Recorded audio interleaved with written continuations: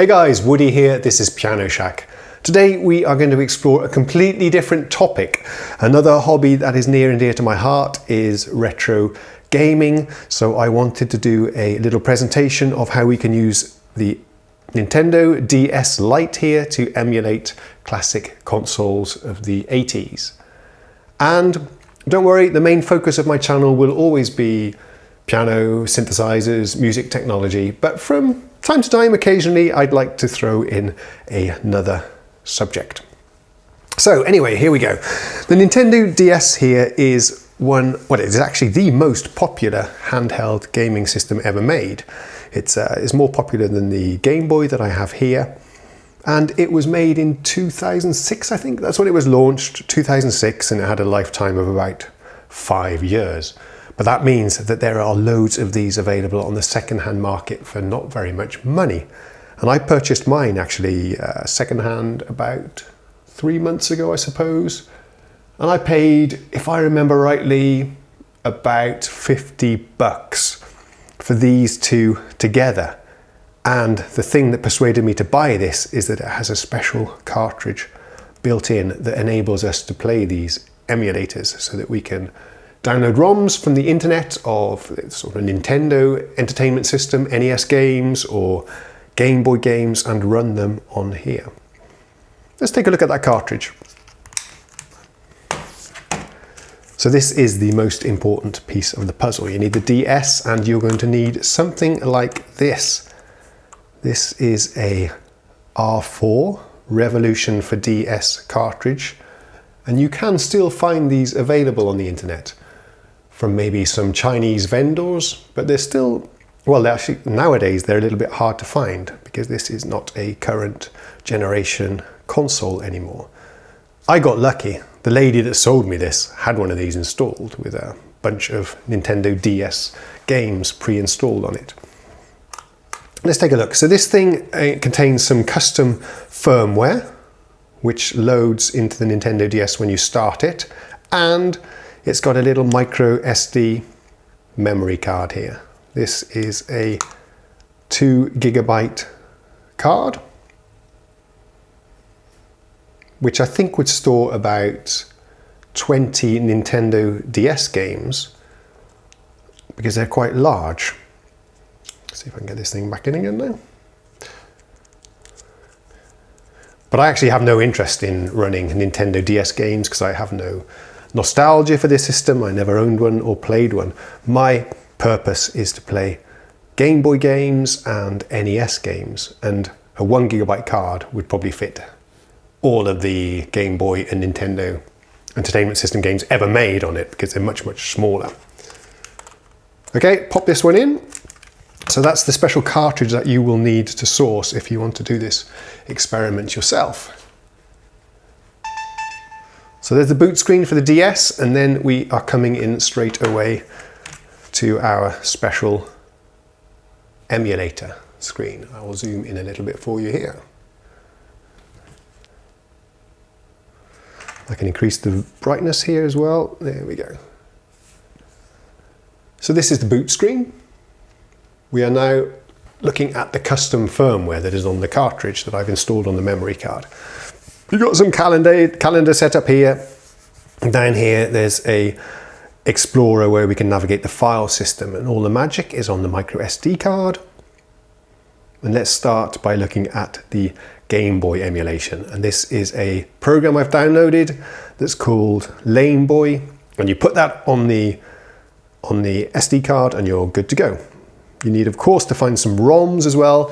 And remember, kids, that to play the ROMs, you should own the cartridge in order to be able to legally be able to do so, if you see what I mean. I've downloaded a few just for demonstration purposes today. So let's kick this one up. You can fire it up. So now Lameboy has started and it's showing me all the ROMs that I have on the SD card. Shall we play something like Tetris, for example, just to get us started? We all know Tetris because that's the, if I can just find it, there it is. That's the game that was bundled with the original Game Boy. Fire it up here. Okay, it's come up here at the top. You can see it's a little bit smaller. It's not filling the screen, and that's because the original Game Boy had a much lower resolution than the DS. So we can actually scale it up if we want to fill the screen, like so. Let's start again. Now, I'm crap at Tetris, by the way, just so you know. In fact, to be completely honest, I'm not really doing this. This hobby for me is not about playing the games. I'm just more interested in the technology and the emulators and the hacking, I suppose, that's involved in getting these things to work on modern systems. I find that topic fascinating. So it's the technology that interests me, not so much the games. I'm not really a game player. These things don't hold my interest very much. But it's a nostalgic thing, I think. You get the idea, okay? I think this emulates extremely well. What we can do, let me go into the settings. I'll show you some of the settings now. By pressing the buttons at the back here, we can navigate through the settings for the emulator here. So you can, well, we can exit here, load new ROMs, for example. Should we load one more just for kicks? How do we do that? Why is that not working? Load, save, let's exit. Okay, let's pick one more ROM. I'll show you one more ROM and then we'll dig into the menus. Shall we take R-Type? I don't know. I never played any of these actually. Oh, this is interesting. I managed to pick a color Game Boy. This Lameboy emulator plays also the color Game Boy, which is a later system. You see we've got a color display here. It looks much prettier. Let's fire it up, see what it looks like. I've never played this, so I of course have no idea what I'm doing. Okay, it's a shoot 'em up.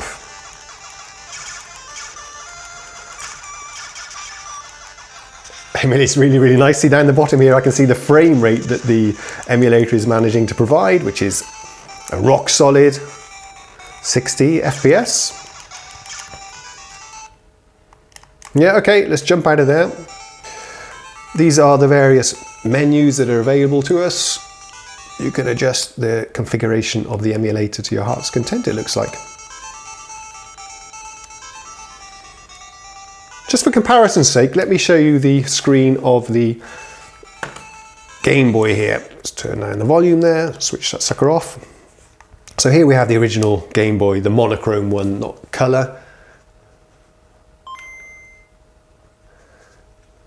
It's a very reflective screen and the contrast is crap. It goes from worse to even worse, somewhere there in the middle. Let's try and I know you can see the reflection of the camera as well. There we go, something like that. This is Donkey Kong Land. Never played it. Like I said, this was included when I bought the DS. But the screen is just so bad. It's not even backlit. It's very glary, reflecty. So it's actually a much better experience playing the Game Boy games on the Nintendo DS with an emulator than it is playing on the real hardware. It's a much better experience. There we go. Let's switch that off. That was just a quick comparison. Let's fire this one up again. Before we close, I'd like to show you the NES emulation.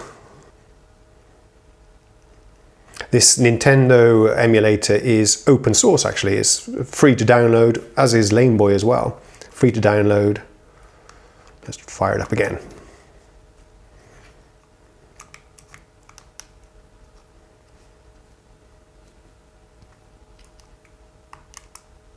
Okay, let's put the sound back up so you can hear that. Now I think this is going a little bit too fast.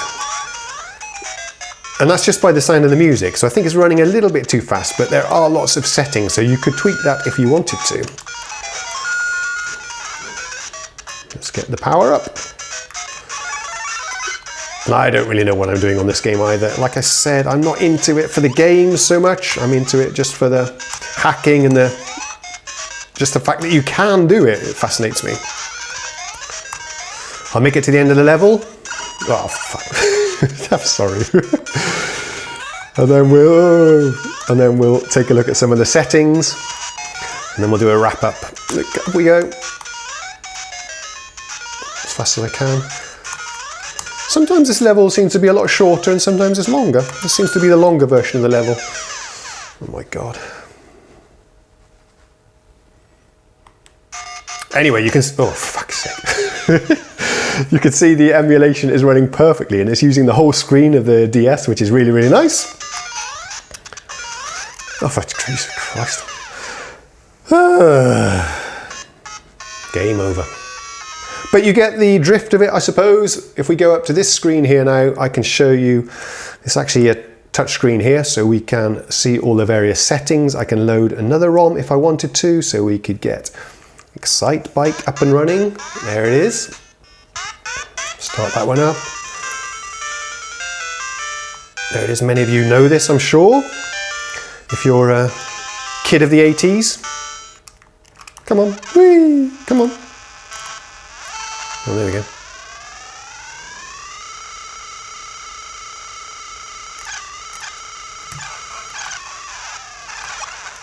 Let me show you the settings. So with the touchscreen, I can load new ROMs like we just did. There's a bunch of things I can do in the game. I can adjust the input, the display, we can tweak to our heart's content, it looks like. I haven't really done any of this. Some debug information. This is printing out the value of the memory. Various settings. So it's extremely powerful and flexible. It's a really cool emulator, actually. The other thing we can do, of course, and this is what most people, I think, use these Revolution carts for, and that's to play Nintendo DS ROMs. You have to own the ROM in order to do this legally. I have a couple here just for demo purposes, but I don't really, Mario Kart, I'm not really so much into the modern games anyway. I have no connection to this particular console. Now you can see we're using both screens. The bottom one is our touchscreen, single player. What is it? Yeah, just get on with it. Did you just let me play a game, for Christ's sake? Quest Custom Emblem, no. I went back to where I am. Let's just did this. Okay. Grand Prix. Let's go. So you can see, I don't have the cartridge with me to compare, but that's probably a near perfect emulation. Never played this, guys, so I don't know what the buttons are or anything. I don't hear any. There we go, there's some music. So if you wanted to, you can use the cartridge to play Nintendo DS games, but remember these games take up a lot more space on the card, so you won't be able to have too many of them running at the same time. Yeah, the older games I was just playing look very primitive compared to this, don't they? But I like the charm of the older games. So there you go. That wraps up my presentation today. So this was the Nintendo DS with emulators. I do have a couple of other projects underway. I'm building a desktop retro console emulator with a Raspberry Pi that's got a sort of 12-inch screen built into it, and that is going to be something I'd like to share on this channel as well. Down in my garage I have an 80s arcade machine that I've modified to contain a PC that's running MAME, so we can run any arcade game from the 70s, 80s or 90s, and I'd like to show that to you as well in another video. So lots of other things to discuss, but in the next video I will be going back to synthesizers, pianos and music technology, so I'll see you again then. Thanks ever so much for watching. Give me a like, subscribe if you got anything from this video, and I will see you next time.